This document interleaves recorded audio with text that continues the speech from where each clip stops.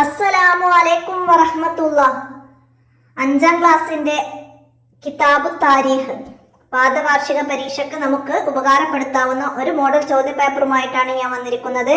നമുക്ക് ചോദ്യങ്ങൾ നോക്കാം, ഉത്തരങ്ങൾ മനസ്സിലാക്കാം, വീഡിയോയിലേക്ക് കടക്കാം. ബിസ്മില്ലാഹിർ റഹ്മാനിർ റഹീം. ആദ്യം യോജിപ്പിക്കാനാണ്. ഒന്നാമത്തെ എന്താണ്? നബി തങ്ങളുടെ ഒട്ടകം കസ്വ. അപ്പൊ നമുക്ക് അവിടെ കസ്വ എന്ന് എഴുതാം. അടുത്തത് ഇസ്ലാമിലെ ആദ്യത്തെ ലിഖിത സിവിൽ ഭരണം. എന്താ എഴുതി കൊടുക്കണം? ബോക്സിൽ പോയി തെരഞ്ഞെടുക്കാം. എന്താണ്? നമുക്ക് മദീന കരാർ, അതാണ്, അതെഴുതാം. ഇനി ആ 3 നബി സല്ലല്ലാഹു അലൈഹി വസല്ലമയുടെ മദീനയിലെ പ്രഥമ ജുമ എവിടെ വെച്ചായിരുന്നു? ബത്നുവാദിയിൽ വെച്ചായിരുന്നു, അത് എഴുതി കൊടുക്കാം. 4ാമത്തത് മക്കയിൽ നിന്ന് ഹിജ്റ വന്ന സഹാബികൾ, അവർക്ക് മുഹാജിറുകൾ എന്നാണ് പറയാ, മുഹാജിറുകൾ എന്ന് എഴുതാം. 5 ബദറിൽ മുസ്ലിങ്ങൾക്ക് സഹായമായി മലക്കുകൾ എന്ന് അവിടെ എഴുതി കൊടുക്കാം. ഇനി പൂർത്തിയാക്കാനാണ്. മദീനയിലെ ആദ്യത്തെ പള്ളിയാണ് മസ്ജിദുൽ ഖുബാ. 2 അബ്ദുല്ലാഹിബ്നു സലാം മദീനയിലെ ജൂത പണ്ഡിതനായിരുന്നു, അതെഴുതാം. ഇനിയോ അന്ത്യനാൾ വരെയുള്ള മുഴുവൻ മുസ്ലിങ്ങളുടെയും ഈമാനിന്റെ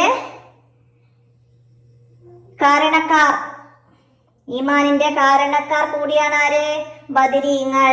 അതവിടെ പൂർത്തിയാക്കാം. പിന്നെ ബദർ യുദ്ധം നടന്ന തീയതി ഹിജ്റ 2ാം വർഷം റമളാൻ 17. അത്രയും നമുക്ക് അവിടെ പൂർത്തിയാക്കി കൊടുക്കാം. അതുപോലെ പാഠഭാഗത്തു നിന്ന് മറ്റു ചോദ്യങ്ങൾ വരും, നമുക്ക് മനസ്സിലാക്കി പൂർത്തിയാക്കി കൊടുക്കാൻ കഴിയണം.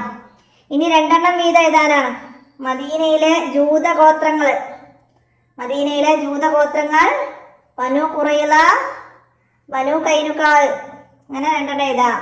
ഇനി മദീന കരാർ കൊണ്ടുണ്ടായ പ്രധാന നേട്ടങ്ങൾ, അതൊന്ന് 2 എഴുതണം. മദീന സുരക്ഷിതത്വം നിറഞ്ഞ ഒരു സ്ഥലമായി മാറി, ഭയപ്പെടാതെ ജീവിക്കാൻ പറ്റുന്ന പ്രദേശമായി, അങ്ങനെ 2 എഴുതാം. അടുത്തത് മസ്ജിദുൻ നബവി, നിസ്കാരത്തിന് പുറമെ ഉപയോഗിക്കപ്പെട്ട കാര്യങ്ങൾ. എന്തൊക്കെ കാര്യത്തിനാണ് മസ്ജിദുൻ നബവി ഉപയോഗിക്കപ്പെട്ടത്? വിജ്ഞാന കേന്ദ്രം, കോടതി, കൂടിയാലോചന, ഇതൊക്കെ പഠിച്ചിരുന്നു. അതിന് 2 എഴുതാം.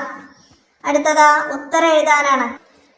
ആരുടെ വീടിന്റെ മുമ്പിലായിരുന്നു ആദ്യം ഒട്ടകം മുട്ടുകുത്തിയത്? ആരുടെ വീടിന്റെ മുമ്പിലായിരുന്നു? അബുൽ അയ്യൂബ് അൻസാരിയുടെ വീടിന്റെ മുന്നിൽ. അബുൽ അയ്യൂബ് അൻസാരിയുടെ വീടിന്റെ മുന്നിലാണ്. അടുത്തത് മസ്ജിദുൻ നബവി ഉണ്ടായിരുന്ന സ്ഥലം ദാനം നൽകാൻ തയ്യാറായി ആരാണ്? ബനു നജ്ജാർ ഗോത്രക്കാർ. അടുത്തത് അൻസാറുകളുടെയും മുഹാജിറുകളുടെയും ഇടയിൽ സാഹോദര്യത്തിന്റെ മാനദണ്ഡം എന്തായിരുന്നു? മാനദണ്ഡം ഈമാനായിരുന്നു. അടുത്തത് ബദറിൽ ഷഹീദായ മുസ്ലിങ്ങൾ എത്ര? ബദറിൽ ഷഹീദായ മുസ്ലിങ്ങൾ 14 പേരാണ്. 14. മദീനയുടെ ആദ്യത്തെ പേരെന്തായിരുന്നു? മദീനയുടെ ആദ്യത്തെ പേര് യസ്രിബ് എന്നാണ്. ഹിജ്റയ്ക്ക് ശേഷമാണ് മദീന എന്ന പേര് വിളിക്കപ്പെട്ടത്. നബി സല്ലല്ലാഹു അലൈഹി വസല്ലമ മദീനയിൽ എത്തിയതിനു ശേഷമാണ്. ഇനി വ്യക്തമാക്കാനാണ്.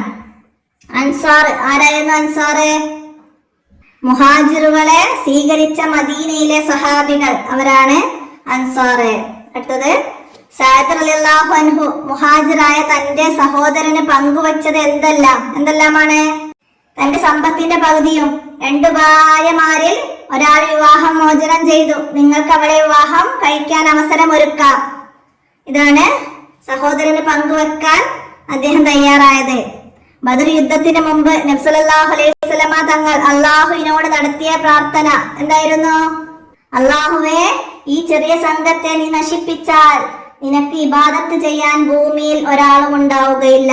ഇതാണ് നബി സല്ലല്ലാഹു അലൈഹി വസല്ലമ ബദർ യുദ്ധത്തിന്റെ മുന്നേ അല്ലാഹുവിനോട് നടത്തിയ പ്രാർത്ഥന. ഇനി ആരാണ് പറഞ്ഞത് എന്നാണ്? അല്ലാഹു നിങ്ങളെ അനുഗ്രഹിക്കട്ടെ, നിങ്ങൾ എനിക്ക് മദീനയിലെ മാർക്കറ്റ് കാണിച്ചു തന്നാൽ മതി. ഇതാരാണ് പറഞ്ഞത്? അബ്ദുറഹ്മാൻ ഇബ്നു ഔഫ് റളിയല്ലാഹു അൻഹു ആണ്. നന്ദി അറിയിച്ചുകൊണ്ട് സഹോദരനായ സഅദ് ഇബ്നു റബീഅ റളിയല്ലാഹു അൻഹുവിനോട് പറഞ്ഞത് മനസ്സിലാക്കാം. ഇനി ഒരു പള്ളി പണിയാൻ പറ്റുന്ന ഭൂമി കാണിച്ചു തരൂ. ആരാ പറഞ്ഞത്? നബി സല്ലല്ലാഹു അലൈഹി വസല്ലമയാണ് പറഞ്ഞത്. അപ്പോൾ ബനൂ നജ്ജാർ ഗോത്രക്കാർ അവരുടെ സ്ഥലം ദാനമായി കൊടുക്കാൻ തയ്യാറായി. എന്നാൽ നബി സല്ലല്ലാഹു അലൈഹി വസല്ലം അത് വില കൊടുത്തു വാങ്ങി. അതിനാവശ്യമായ പണം നൽകിയത് ആരായിരുന്നു? സിദ്ദീഖ് റളിയല്ലാഹു അൻഹു ആണ്. അപ്പൊ ഇവിടെ നബി സല്ലല്ലാഹു അലൈഹി വസല്ലമ എന്ന് എഴുതാ. അടുത്തതാ അല്ലാഹു ലാ ഐസ ഇല്ലാ ഐസു ഡാഷ് വൽ മുഹാജിറ. എന്താ പൂർത്തിയാക്കണം? അല്ലാഹുമ്മ ലാ ഐസ ഇല്ലാ ഐസൽ ആഹിറു ഫഗ്ഫിർ ലി അൻസാരി വൽ മുഹാജിർ. ആശയം ഏതാ വന്നാലാ അതിന്റെ അർത്ഥം എഴുതണം. അല്ലാഹുവേ, പരലോക ജീവിതമല്ലാതെ മറ്റൊരു ജീവിതമില്ല, അൻസാറുകൾക്കും മുഹാജിറുകൾക്കും പുറത്തു കൊടുക്കണമേ. നബി സല്ലല്ലാഹു അലൈഹി വസല്ലമ മസ്ജിദ് നബവിയുടെ നിർമ്മാണത്തിനിടെ പറഞ്ഞതാണ്. അപ്പോ ഇതാണ് ഈ താരീഖിലെ ചോദ്യപേപ്പറിലുള്ള ചോദ്യങ്ങൾ. അപ്പൊ ഇതൊക്കെ നമ്മൾ മുമ്പ് റിവിഷനിൽ പറഞ്ഞ ചോദ്യങ്ങൾ തന്നെയാണ്. അപ്പൊ എല്ലാവർക്കും ചോദ്യം കേട്ട് ഉത്തരങ്ങളൊക്കെ പറയാനും എഴുതാനൊക്കെ കഴിയുന്നുണ്ട് എന്ന് മനസ്സിലാക്കാനാണ് നമ്മൾ മോഡൽ ചോദ്യപേപ്പർ അപ്ലോഡ് ചെയ്യുന്നത്. എല്ലാവർക്കും ഉപകാരപ്പെടുത്തണം, കൂട്ടുകാർക്കൊക്കെ ഷെയർ ചെയ്തെടുക്കണം. നമുക്ക് അടുത്ത ചോദ്യപേപ്പറുമായി അടുത്ത വീഡിയോയിൽ കാണാം. അസ്സലാമു അലൈക്കും വറഹ്മത്തുള്ളാഹി.